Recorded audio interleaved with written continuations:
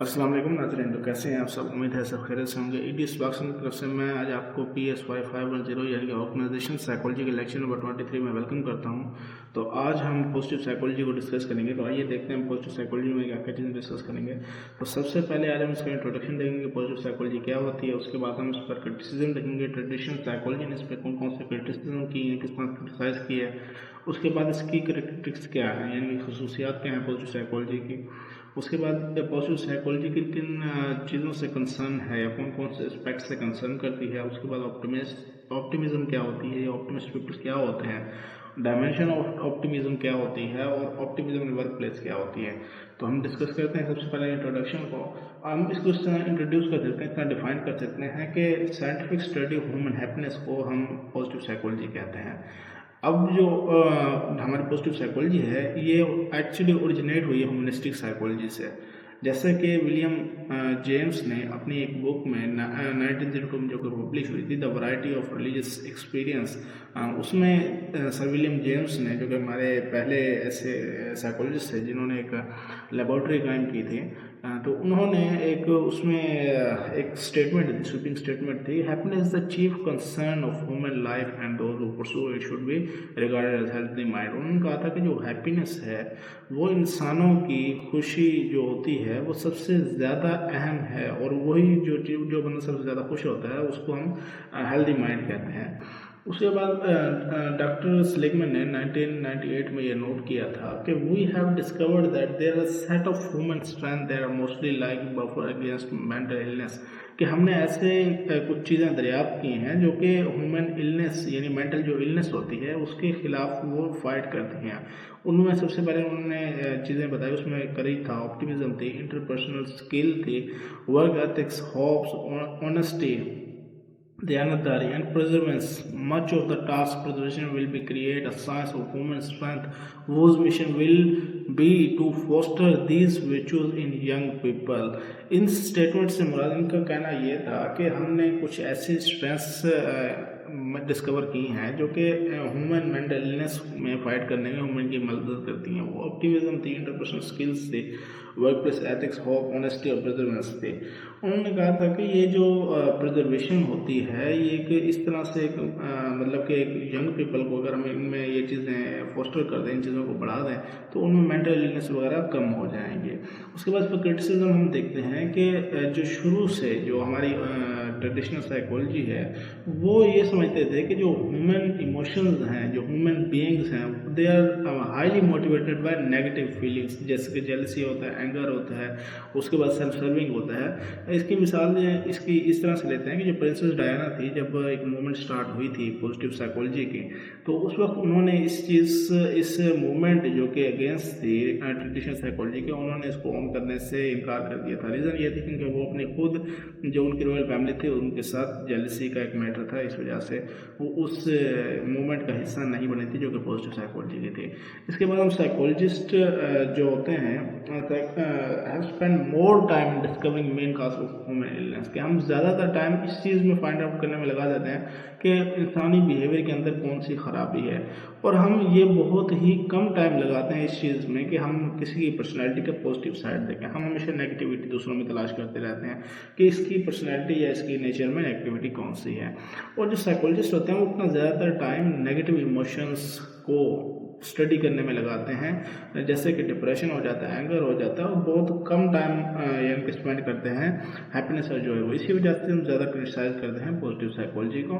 उसके बाद जो साइकोलॉजी का जो एम्फेसिस है, साइकोलॉजिस्ट एम्फेसिस वो नेगेटिव साइड ऑफ लाइफ है, कि इस पर्सन की लाइफ में बुरा क्या हुआ। जैसे कि सिगमंड फ्रॉइड की थ्योरी हमने देखी थी कि जो हमारे पास जो हम जिन इमोशंस को एक्सेस नहीं कर पाते, जो कि हमारी अनकॉन्शियस माइंड का हिस्सा होती हैं, तो ज़्यादातर नेगेटिव फीलिंग्स हम उसमें पॉजिटिव साइड नहीं देखते हैं, उसमें नेगेटिव साइड ज़्यादा देखते हैं।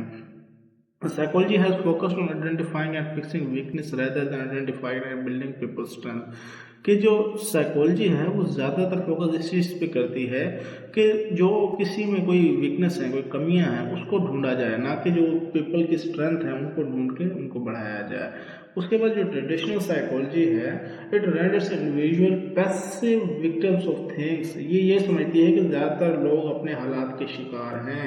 ये इस चीज़ पे ज़्यादा कंसर्न नहीं करती that being master of their own fate or control of their emotion, कि उस चीज़ ने इन ह्यूमन बीइंग्स को कितना ज़्यादा कंट्रोल दिया इनके हालात के ऊपर, अपने इमोशंस के ऊपर।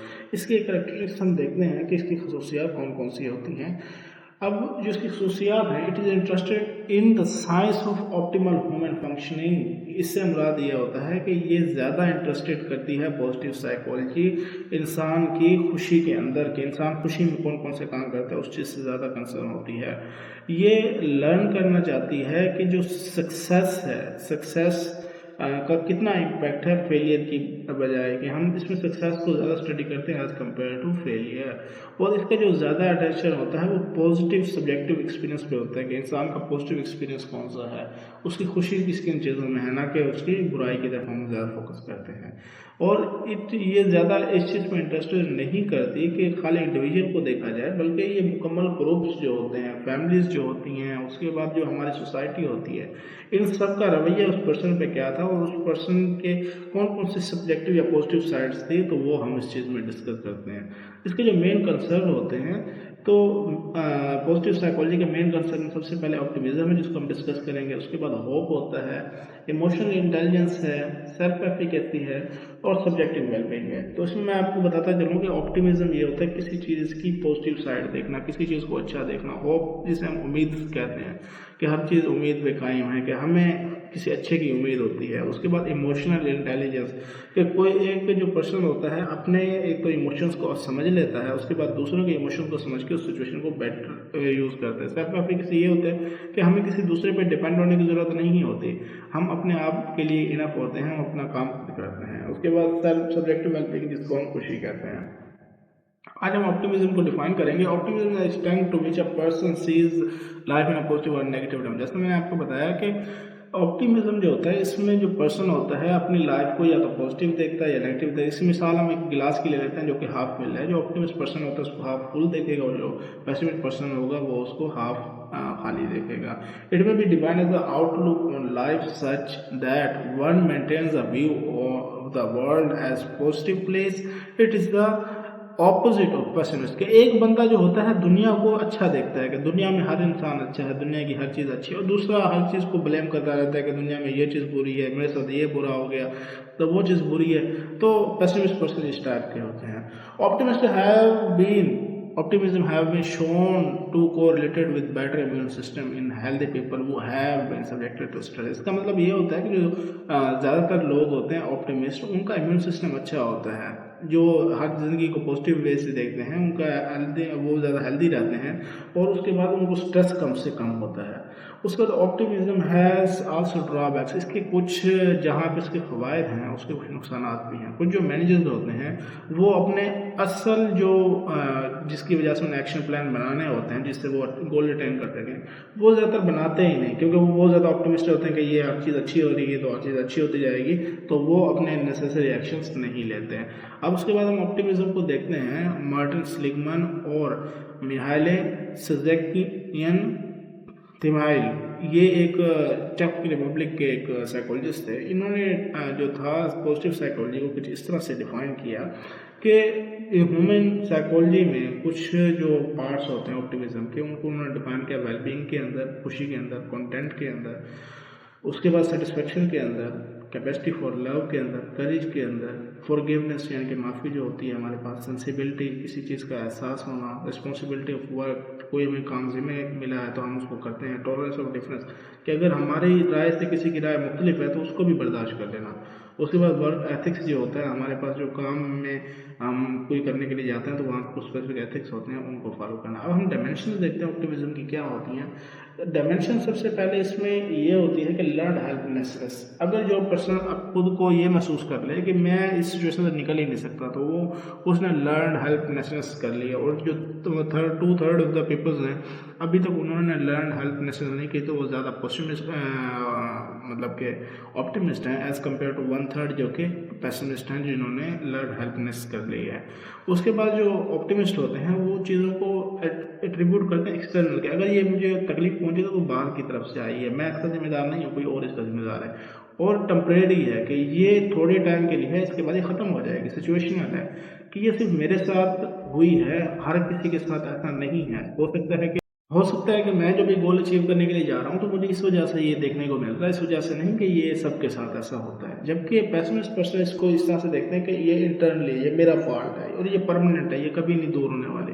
उसके बाद इसको ग्लोबल एट्रीब्यूशन कहते हैं कि ये सबके साथ ही होती रहती है, ये खाली मेरे साथ नहीं हुई, ये सबके साथ और हमेशा रहने वाली है और हम खुद इसके जिम्मेदार हैं। उसके बाद जो ऑप्टिमिस्ट होते हैं ये ऑप्टिमिज्म मोर और लेस पर्सनल होती है, कि ज़्यादा या कम हम इसको देखें तो ये पर्सन की अपनी होती है कि खुद अपने आप में जो पर्सन होता है वो कितना ऑप्टिमिस्ट है, चीज़ों को कितना अच्छे वे से देखता है, कितना पेसिमिस्ट है, कितने बुरे वे से उनको देखता है दुनिया को, तो उसकी दुनिया के बारे में क्या राय है। तो ये एक पर्सन, हर पर्सन टू पर्सन ये ऑप्टिमिज्म जो होती है डिफर करती है। किसी में ऑप्टिमिज्म बहुत ज़्यादा होती है तो किसी में ऑप्टिमिज्म बहुत कम होती है। उसके बाद जो ऑप्टिमिज्म होती है ये सोशल लर्निंग के थ्रू आती है, या मॉडलिंग, इसमें फैक्टर बहुत ज़्यादा होते हैं कि हम दूसरों को देख के सीखते हैं। जैसे कि मॉडलिंग थ्योरी हम जानते हैं कि हम जो बच्चे होते हैं वो अपने वालिदैन अपने बड़ों को देख के सीखते हैं, तो इस तरह से ये जो ऑप्टिमिज्म है ये भी एक लर्निंग एंड मॉडलिंग फैक्टर होता है। अब ऑप्टिमिज्म जो होती है वर्क, जैसा ऑर्गेनाइजेशन साइकोलॉजी पढ़ रहे हैं तो ऑप्टिमिज्म के क्या क्या फ़वायद होते हैं वर्क प्लेसेस में, तो हम ये देखते हैं कि जो ऑप्टिमिस्ट पीपल होते हैं वो ज़्यादा काम करते हैं। उसके बाद वो अपने आप को प्रिजर्व करते हैं, वो दोबारा काम करने के लिए पुरजोश होते हैं, वो मेंटली और फिजिकली हेल्दी होते हैं ऐसे लोग। उसके अलावा उनका मोराल, उनका हौसला बहुत हाई होता है, हाई लेवल ऑफ एस्पिरेशन, कि उनके पास में मोटिवेशन होती है वो बहुत सारी होती है, वो अपने आप को खुद मोटिवेट रखते हैं। बेटर सेल पीपल, रिसर्च ने ये फाइंडिंग की है कि जो लोग ऑप्टिमिस्ट होते हैं उनकी जो सेल्स होती है वो 30% ज़्यादा होती है एज़ कम्पेयर टू उन पीपल्स के जो कि इतने ऑप्टिमिस्ट नहीं होते। तो इस वजह से ऑप्टिमिज्म जो होती है ऑर्गेनाइजेशंस के अंदर वो बहुत ज़्यादा अहम किरदार अदा करती है। यहाँ पे जो ऑप्टिमिज्म होती है कि बटरफ्लाई इफेक्ट भी बनाती है। बटरफ्लाई इफेक्ट से मुराद ये होता है कि एक पर्सन चीज़ों को बहुत ज़्यादा अच्छा देखना शुरू कर देता है, वो नेगेटिव साइड्स जो होती है उनको इतना नहीं वैल्यू करता, तो जिसकी वजह से जो मैनेजर्स होते हैं स्पेशली, तो वो अपनी इतनी पॉलिसीज़ वगैरह नहीं बना पाते। तो बेटर ये है कि जो ऑप्टिमिज्म है इसको विद इन लिमिट देखा जाए और इसको लिमिट से आउट नहीं किया जाए। तो इसके साथ ही आज का लेक्चर हम क्लोज करते हैं। तो इसके रिगार्डिंग आपका क्वेश्चन हो तो कमेंट सेक्शन में ज़रूर बताइएगा, और kindly please like share and subscribe this channel. Thank you for watching this video. तब तक